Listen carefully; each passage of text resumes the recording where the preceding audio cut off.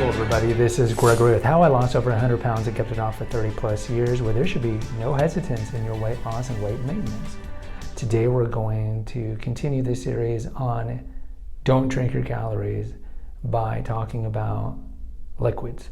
Now, before we begin, if you need help weight loss, contact me through the Clarity FM link found here in the episode notes. Also check out my website. There's tons of articles and recipes that might be useful to you. And on my website, Naturopathic Growth, you can also find my 3 podcasts and my books. And also, if you appreciate my content, there is a link in the episode notes for PayPal. All right, so I'll put a banner in the episode we did on how you should not drink alcohol, just eliminate alcohol completely. Now, with liquid beverages or beverages, again, this is common sense, but applying it can be difficult. When I was a kid, my mom used to have diet sodas everywhere because back in the 80s we thought fat made you fat, and then we had the big aspartame craze. So we had the fat-free Jello, the fat-free puddings, the skim milk that was essentially just white water. It was just disgusting. So my mom would have Diet Coke, and I would drink Diet Coke quite a bit because we thought, well, sugar gets you fat, which of course it does. But the Diet Coke, there's interesting studies that I did on my podcast probably like 3 years ago about how actually people who ingest a large amount of aspartame actually tend to be more overweight. And one of the reasons is that it doesn't satiate your sweet tooth because it's fake. It's a toxin, which maybe we'll do an episode in a year or so, start a playlist on toxins in our food. But as a kid, I only drank skim milk and Diet Coke. And when I lost my weight, I just stopped drinking sodas. I've never really liked them. I think it's because I've always been so preoccupied with keeping my weight off, and I knew that essentially sodas are empty calories. They're empty calories. If you look on the back of soda, what is it? It's caramel color, which is a food dye, carbonated water, phosphoric acid, some preservatives, and then sugar, but which is typically high fructose corn syrup, which is an obesogen. They don't even use cane sugar anymore because the corn industry is so subsidized by the U.S. government that it's cheaper to use this excess corn as a sweetener than sugar or cane. So there's nothing in it that's good. So look, I would tell you, and again, this playlist and this whole entire channel is about what has worked for me. And what do I drink? Unsweetened tea, because I fast till 3. So I drink unsweetened tea. I don't drink coffee. Coffee's great for you. I personally just makes me too jittery. Haven't drank coffee in 30 years. I drink water, unsweetened tea, on occasion milk. Sometimes, and when I drink milk, it's full fat milk, and sometimes non-alternative cow milk or like coconut milk or one of those. On occasion, I'll drink kombucha because it's good for your microbiome.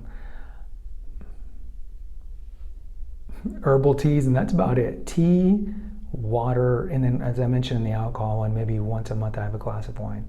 That's it. And the main reason I do this is because I understand, like, aside from the occasional, let's say, smoothie that might be nutrient dense, most of the things that we ingest in liquid form are empty calories. And a lot of these things we've been pre-programmed to think that are healthy for us. The orange juice industry has done a great job to make you think that orange juice, vitamin C. Orange juice, vitamin C. But you can just take high-dose vitamin C pills. Linus Pauling would be proud of you. Just take high-dose vitamin C pills, and you don't get all the sugar, which just initiates insulin, which is fat storing. Any of the juices, carrot juice, any of these juices, like grape juice, all sugar. All sugar. If you're going to drink tea and coffee, eventually wean off and get to a time where you can drink it plain. I know a lot of people don't like black coffee or unsweetened tea, but again, empty calories, and a lot of the creamers are just artificial junk. Now, does this mean you can never have a soda, never have alcohol? No, you can do it sparingly, but the way I look at it is this way. I can have a soda, like a big gulp soda, which is essentially the same calories as a cheeseburger. I'd rather have a cheeseburger because the cheeseburger tastes better and is more satiating. And we've gotten really into this world now where people drink Gatorade, Powerade as just recreational drinks. When I was in high school, that was only for athletes until Michael Jordan came and kind of made it more for just regular drinking. And I mean, I find that stuff to be disgusting. What is this? Just sugar and food dyes. Same for coffee. When I was a kid, coffee was only drank by adults, and then Starbucks came around and made it all cool with the frappuccinos and the macchiatos and the pumpkin spice lattes and all that. But ultimately, look, the way I look at it is this. I mean, we can ingest a certain amount of calories. The base that the FDA says is 2,600 for men, 2,000 for women. But again, it's based a lot on your height and your age and your activity level. But if there's only a finite amount of calories that I should be ingesting every day, why am I going to waste it on empty calories? And the large majority of beverages that we drink are empty calories. Now, you might ask about juices and smoothies. Juices are fine. I sometimes, rarely, will do like a juice fast where like 2 days I'll just drink green juices or make my own juices. I think those are okay because they will give you a big boost of amino acids and so forth, and they make you feel alive. They really do give you like a boost. But I am not a big fan of the juice fast. You can do like a weekend juice fast to clean out your intestines. But that's one of the crashing diets. You see a lot of women in particular will do like 1 week of juicing. I mean, that's a crash diet. That's not weight maintenance, and that's not sustainable. Juices as a whole are pretty low in calories if you're doing like the green juices or even with the little beets. So those are okay. Smoothies I will do on occasion, but normally I do smoothies as a replacement for a meal because I make my smoothies very dense in fat. So I'll typically do a blueberry banana smoothie. I do unripened bananas because those are prebiotic and they tend to have less sugar. Then I put a lot of full fat Greek yogurt in there. I'll put in some avocado if I have avocado in there.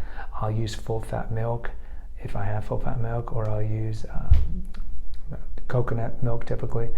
And then I'll put some peanut butter, I'll put some spinach. So the whole point is to make it dense. If you look at like naked smoothies or Jamba Juice, that's just pure sugar. That's all sugar.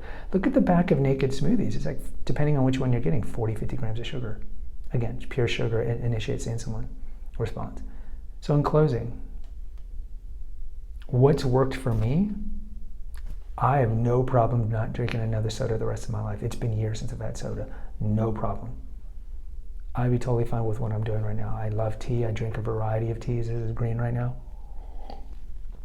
I'm fine with drinking cold mint tea, cold rose tea, hot green tea, matcha teas, chamomile teas, of course water, cold water, hot water, occasionally milk when I want to have a little cereal or make smoothies. And that's about it. Kombucha here and there. We'll have a future episode on your microbiome. But that's it. I like to limit the amount of calories that I'm getting from drinking. And what I drink is essentially 0 calories. And the good thing too is that the green teas and coffee actually speed up your metabolism. So I would just stick to water and teas and coffee if you can pull that off. And if you can't, and if you've just been drinking a lot of sodas, that's one of the reasons why maybe you've had difficulty losing the weight or maintaining the weight. And it's going to take time to get off of because sugar is highly addictive. We all know this. They know this. Sugar is highly addictive, but you can wean off of it. Some will say you can do the 21-day kind of fast of sodas and sugar, and then you'll be off of it forever.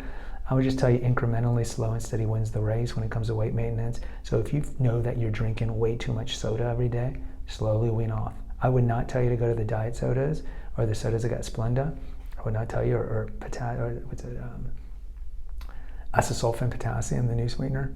No, just wean off of it slowly. But eventually I would recommend, and this makes sense, don't drink your calories.